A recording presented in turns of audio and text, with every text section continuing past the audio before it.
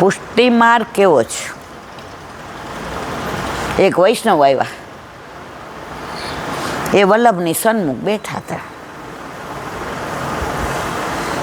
તો ત્યાં બીજો આવ્યો, એ વૈષ્ણવ નહોતો, પણ એને એવું સાંભળ્યું હતું કે પુષ્ટિ માર્ગમાં તો બધા ઈલાબેન જેવા જોઈએ, ઢાળો ને આંકડાની ને જાળીવાળો ને. એટલે આવીને વાત કરતા કરતા વલ્લભ એ કે આપનો માર્ગ બહુ સારો હોય, એ કે બધા આમ.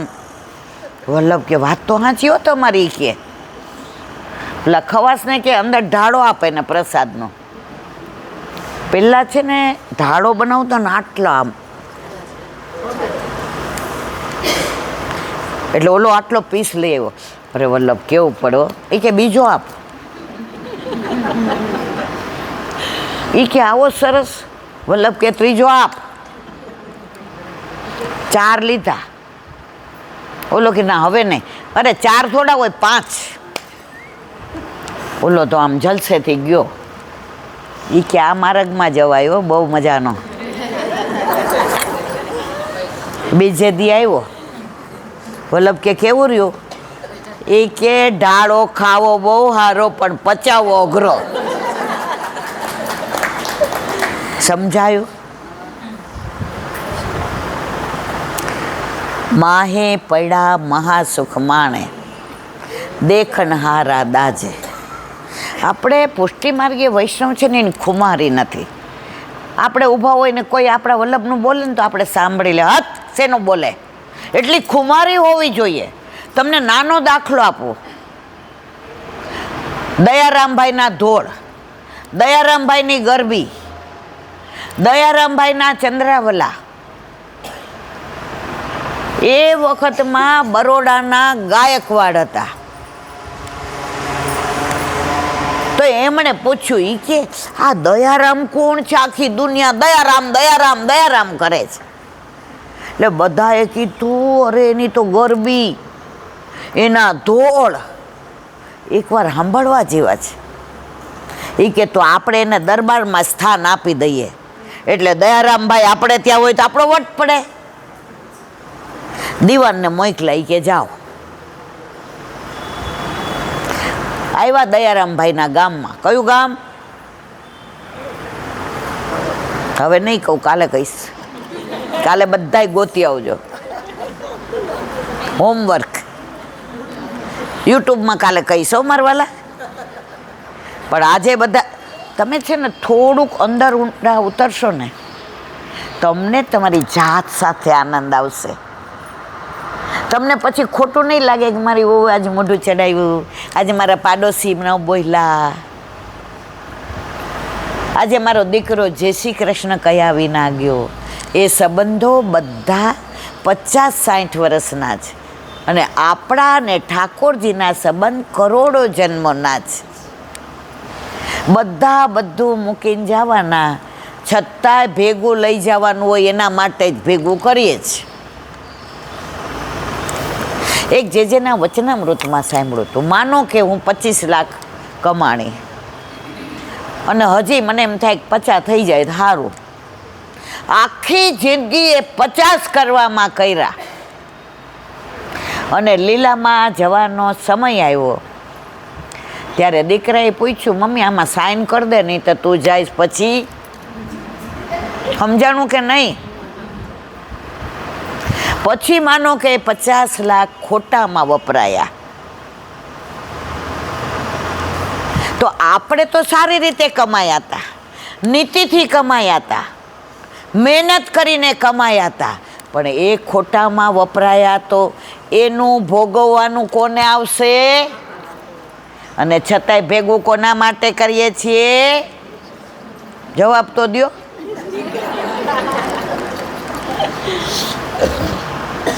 વાત દયારામભાઈ નહીં કરતા હતા. દીવાન તો આવ્યા આમ રથ લઈને, અને ગાયકવાડ એટલે વટ. ગામમાં પૂછ્યું કે દયારામભાઈનું ઘર કયું? એ કે ઓલા છેવાડે. દયો ને એ કે જુઓ, હંમેશા ઘર કી મુર્ગી દાલ બરાબર હોય. ગમે એવો મોટો માણસ, મોટો ગમે એવો વૈષ્ણવ હોય, પણ એની આજુબાજુવાળા એને પ્રેમ ન કરતા હોય, એને એની કિંમત ન હોય, એને ઈર્ષા હોય. અમારે યાર રમતો તો ના આવો, અમે ભેગા પિક્ચર જોવા જતા ના, એનો વટ પડી ગયો. વધુ ઈર્ષા આજુબાજુવાળા જ્યાં રહેતા હોય એ જ કરે, એને કિંમત ના હોય. એ ઓલી બાજુ 2-4 જણને પૂછ્યું, એ કે ભાઈ જાવ ને છેવાડે, ઓલા તાપડા બાંધેલા છે ને એનું ઘર. અરે એ કે આખી દુનિયાના વખાણ કરે. મારે તમને ખુમારીની વાત કરવી છે કે આપણે સિંહના બચ્ચા છીએ, ઘેટા બકરાના નથી મારા વાલા. પણ આપણને દુસંગ લાગ્યો ને, ઓલી સિંહણને બચ્ચું આવ્યું અને બેભાન થઈ ગઈ, તો ઘેટા બકરા વાળા નીકળ્યા તો ઓલું બચ્ચું એની હારે હાલવા માંડ્યું. હવે ઓલા ઘેટા બકરા હારા રહે એટલે એ બિચારું બીએ ને એ દોડે ને ખાવા માંડ્યું ને. સંગ કોનો લાગ્યો? ઘેટા બકરાનો.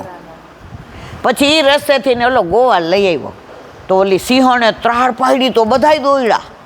તો ઓલું સિંહણનું બચ્ચું દોડ્યું કે હાય હાય મને ખાઈ જશે. તો સિંહણે પગ પકડી લીધો, એ તું ઘેટા બકરા વાળો નથી, તું સિંહણનું બચ્ચું છો.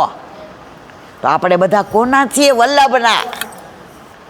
જેવા તેવા નથી, આપણી ખુમારી. તો દયારામભાઈની વાત,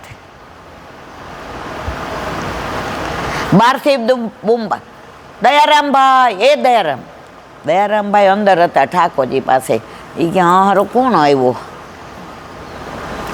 અતડી પોતડી 10 થીગડા મારેલી. ઠાકોરજીને રાજભોગ ધરાવીને બહાર આવે. હા એ ભાઈ રથવાળા શું છે બોલ જલ્દી, અને હાલતો થા. એ કે શું હાલતો થા? તમારી તો નસીબ ઉઘડી ગયા. એ કે મારા તો મારા પ્રભુ પધાર્યા ત્યારે ના ઉઘડી, મનમાં બહાર વ્યક્ત ન કર્યું. એ કે હાલો તમને તો ગાયકવાડે આ રથ લઈને બોલાવા મોકલા છે અને અમારા રાજમાં તમને સ્થાન આપવાનું છે. આ બધું કાઢો. દયારામભાઈ આમ હામું જોયું, આમ દાંત કચકચાવ્યા. એ કે સાંભળ, તારા ગાયકવાડને કહેજે કે જેને એને ગાયકવાડ બનાવ્યા છે ને એનો બાપ મારા ઘરે બિરાજે છે. આ ખુમારી મારા વાલા, આ ખુમારી હોય ને, આપણે તો બધા મૂંઝાઈ બહુ જાય. કોક આપણને આમ બીજા ઓલા કહે ને કે તમારે આમ તમારે આઘા રહ્યો ને તમે. કોરોના વખતે બધાને આઘું રહેવું હતું, બધાને હાથ ખાસા કરવાતા. ત્યારે બધા અમને કહે ઈલાબેન વલ્લભે બહુ સારું કર્યું, તમારું વલ્લભ. મેં તો અમારા વલ્લભે તો સારું જ કર્યું છે. તમે ઘડી તમારા વિચારો બદલો જ. ખુમારી રાખવાની. પેલું ગીત ગોવિંદ આપણામાં આવે છે ને, અષ્ટપદીમાં આપણે ગીત ગોવિંદનું આવે છે. તો એક બ્રાહ્મણ હતા, એ નીચે રહેતા હતા ને ઉપર ઓલો યવન રહેવા આવ્યો. યવન એટલે ખબર ને, સમજણ પડી ને. હવે નીચે ઓલા ગીત ગોવિંદ 3 વાર ગાય, હપોર બપોર ને હાંજ. તો ઓલો સેનાપતિ હતો ને, લડવા જાય, પછી લડાઈ પૂરી થાય એટલે પાછો ઉપર રહેવા આવે. તો એણે 2-3 વાર આ ગીત ગોવિંદ સાંભળ્યું. તો એને શબ્દની ખબર નહોતી પડતી, પણ એની લય, એનો તાલ, એનો ઢાળ અને અંદર જે કૃષ્ણનો મર્મ હતો એમાં એને એટલો આનંદ આવતો હતો કે સાંજે આવે તો ઉપર ન જાય, પાણી ન પીએ, એ રાહ જોવે કે આ ક્યારે ગીત ગોવિંદ ગાય. હવે થોડા દિવસ થયા એટલે એણે ઓને કીધું, એ કે ભાઈ મને ગીત ગોવિંદ અહીંયા બેસીને સંભળાય. એ કે ના, તમે યવન છો, તમારાથી ના સંભળાય. એ કે હું નાહી ધોઈને અહીંયા બેસીશ, કશું એવું ખાઈશ નહીં, બીજું નામ નહીં લો, મારે ગીત ગોવિંદ સાંભળવો છે. ઓલા કે ભલે. અને ગીત ગોવિંદ એને એવી ટેવ પડી ગઈ કે એણે એમ કીધું કે હવે મને આવડવા માંડ્યું. જુઓ યવનને ગીત ગોવિંદ આવડી ગયું. એ કે તમારે બોલવાનું, પણ આસન વિના બોલાય નહીં. હવે એકવાર રાજાએ કીધું કે તમારે ત્યાં ચઢાઈ કરવા જવાનું છે, તો આ તો રોજ 3 વાર આસન પાથરીને ગીત ગોવિંદ ગાય. વાત બહુ લાંબી છે, મારે પૂરું કરવું છે. તો આસન લેતા ભૂલી ગયા. કોણ? પેલો યવન સેનાપતિએ. અને ઘોડામાં તબડક અને ગીત ગોવિંદ બોલવા માંડ્યા. અને જે એણે ચાલુ કર્યું તો ઠાકોરજી તો ઓલું આસન હતું નહીં, પાછળ દોડતા આવીને પૂંછડી પકડીને કે એ મને બેસાડી લે, તું આજે આસન લેતા ભૂલી ગયો છે. પ્રભુ આજે પણ સાક્ષાત છે જ. તમારા હૃદયનો ભાવ ચોખ્ખો હોવો જોઈએ. આપણા બધાની દશા અત્યારે ડ્યુએટ પર્સનાલિટી થઈ ગઈ છે. આપણે બોલીએ છીએ કાંઈક અને કરીએ છીએ કાંઈક, પણ અંતર્યામી પ્રભુ તો બધું જ જાણે છે કે આપણે શું બોલીએ છીએ ને શું કરીએ છીએ. આ બધું ક્યારે યાદ આવશે ખબર છે મારા વાલા? અંત સમય આવશે ને આખી કેસેટ આમ આવશે નજર સામે. અને પછી પ્રભુને વિનંતી કરીએ કે એક ચાન્સ આપ. ઠાકોરજી કે 1000 આપ્યા, પેલા વાળ ધોળા કર્યા તે ડાય કરી, આંખમાં તકલીફ થઈ મોતિયો ઉતરાયો અને ચશ્મા પહેર્યા, દાંત ગયા તો ચોખ્ઠા, છેલ્લે ઈલાબેન તમારા ગોઠણ ગયા તો ઢાંકણી બદલાવી. આટલી વાર હિન્ટ આપી તોય આપણે સમજ્યા નહીં. સમજને વાલે ના સમજેવો મહેનત કીધું. વલ્લભનો દાસ કદી ન હોય, અને હોય જો ઉદાસ તો ના હોય વલ્લભનો. ખુમારી રાખો, આપણે વૈષ્ણવ છીએ. અમે વલ્લભના માનીતા શ્રી કૃષ્ણ,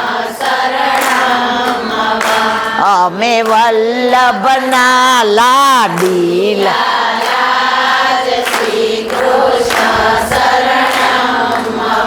વલ્લભે રામાનંદ પંડિતનો ત્યાગ વૈષ્ણવ માટે કર્યો હતો, બીજા કારણથી નહીં.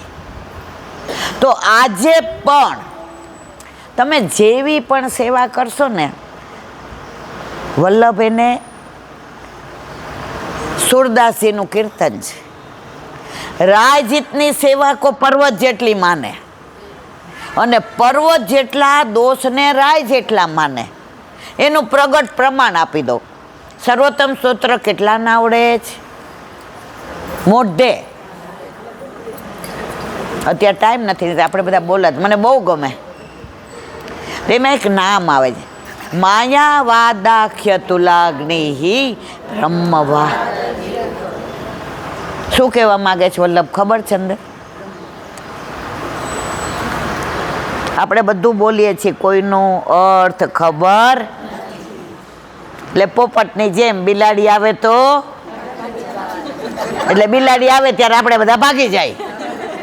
ના મારા વાલા, સર્વોત્તમ સ્તોત્ર તમે બધા કરો, પણ અર્થ સહિત કરો, તમને લીલાના દર્શન થશે.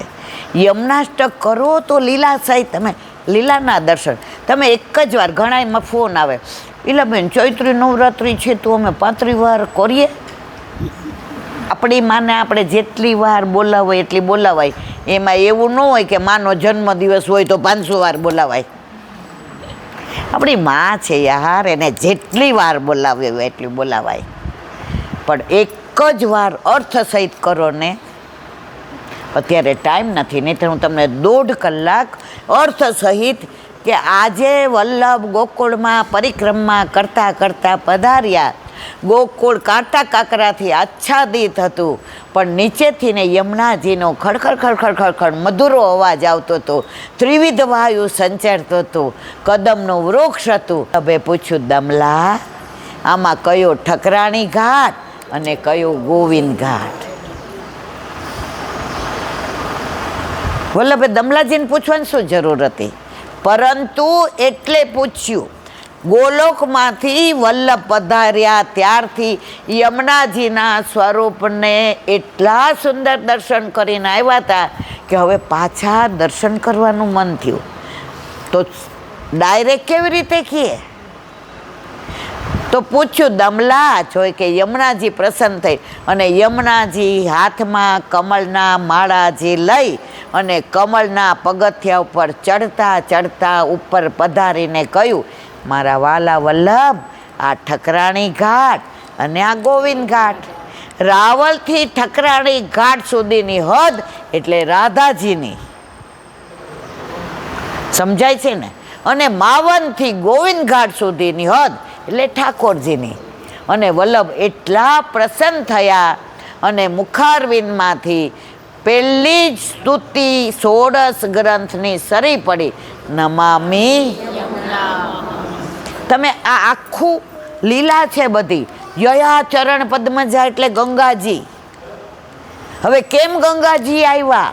તમે એ લીલાની પાછું તો એ દર્શન થાય તમને. કમલજાસ પત્ની યત, વાત મારે તમને સર્વોત્તમની કરવી હતી. માયા વાદાખ્ય તુલાગ્નિ, આપણા દોષ હજારો હિમાલય જેટલા છે. હવે કોઈ માફ કરી શકે? વલ્લભ કે હું કરી દઈશ. એ જ હિમાલય જેટલા કરોડો દોષ રૂના ઢગલા જેટલા થાય અને વલ્લભ અગ્નિ સ્વરૂપ એક ચિનગારી મૂકે તો બધું બળી જાય કે ના બળી જાય મારા વાલા? આ સર્વોત્તમ સ્તોત્ર છે. સમયનો અભાવ પણ છતાંય સાથ તમારો. આમાંથી ને 2-5 જણાએ ઠાકોરજી પુષ્ટ કરાવશે તો મારો ફેરો અફળ નહીં જાય હો મારા વાલા, સફળ થશે. તમને બધાને હું આગ્રહ કરું છું, એમાં મારે કશું લેવાનું નથી, હું આમે કશું નથી લેતી, પણ તમારા ઘરે ઠાકોરજી પધારે, તમારું જીવન સફળ થાય, તમારો હાથ પકડીને લીલામાં લઈ જાય ને, મારો વલ્લભ પ્રસન્ન થાય. હું વલ્લભની પ્રસન્નતા માટે આગ્રહ કરું છું. મારે આમાં કાંઈ લેવા દેવાનું નથી. આજે મારી ઉંમર છે પણ શરીરમાં એક બૂંદ હશે ને ત્યાં સુધી હું પ્રવાસ કરીશ, બધાને કહીશ ઠાકોરજી પધરાવો. અમારો મનોરથ નથી, અમારા વલ્લભે 3 વાર ઉગાડા ચરણે જે પરિક્રમા કરીને શ્રમ લીધો ને એ બધું કરે છે. હું તો નિમિત્ત છું.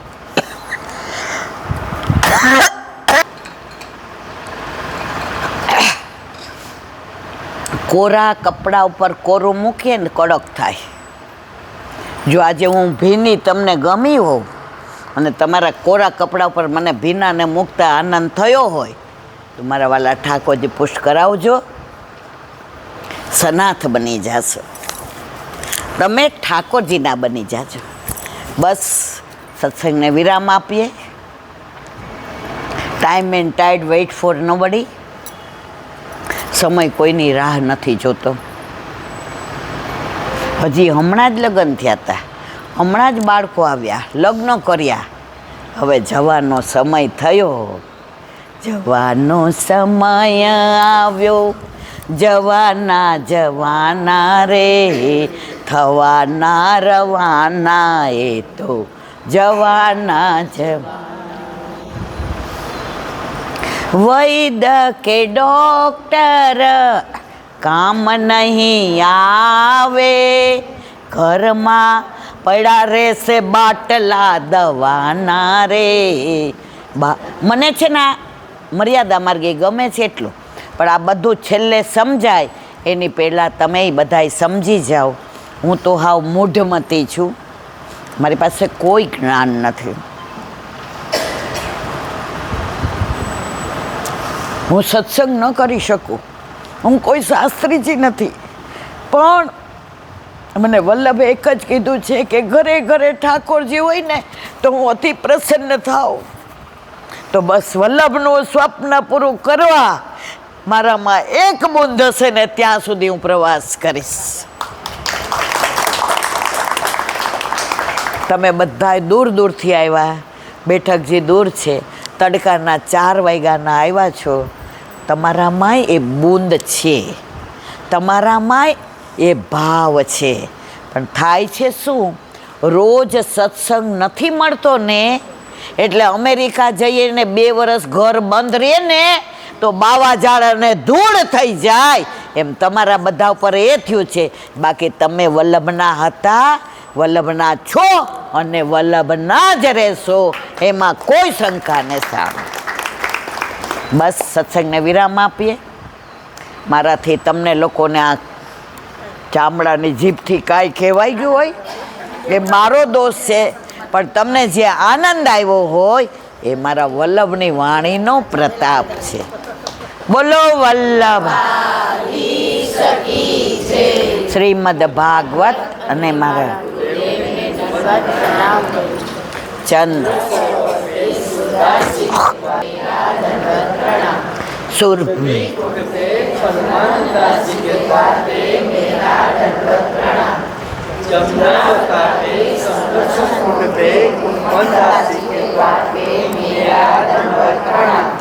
બિલચું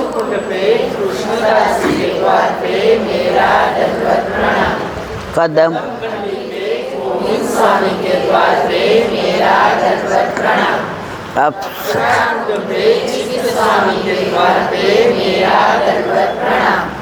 मांस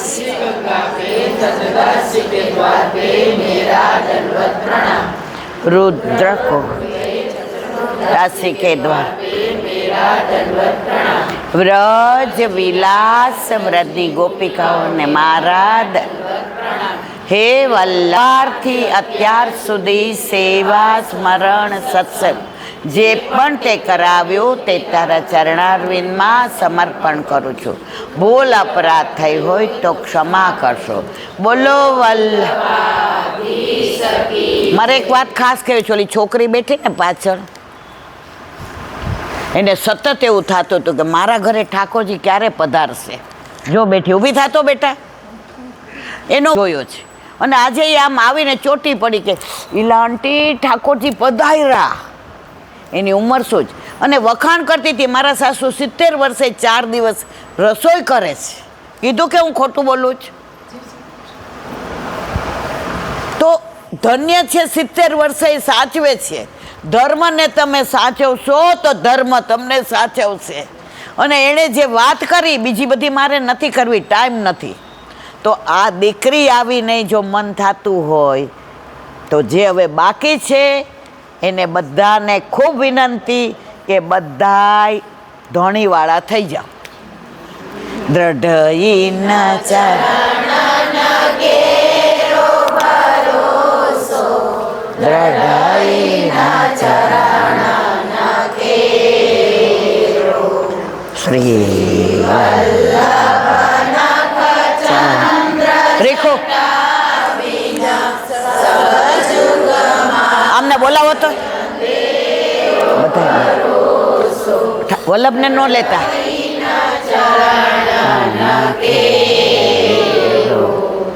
સાધના ઓર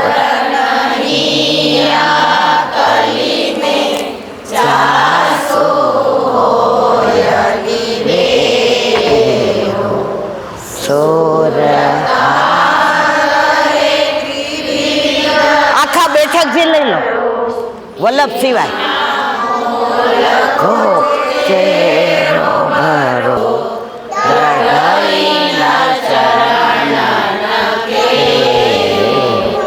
દ્રઢઈના ચરણ કેરો ભરોસો, દ્રઢઈના ચરણ ના દ્રઢઈના ચરણ ના દ્રઢઈના ચરણ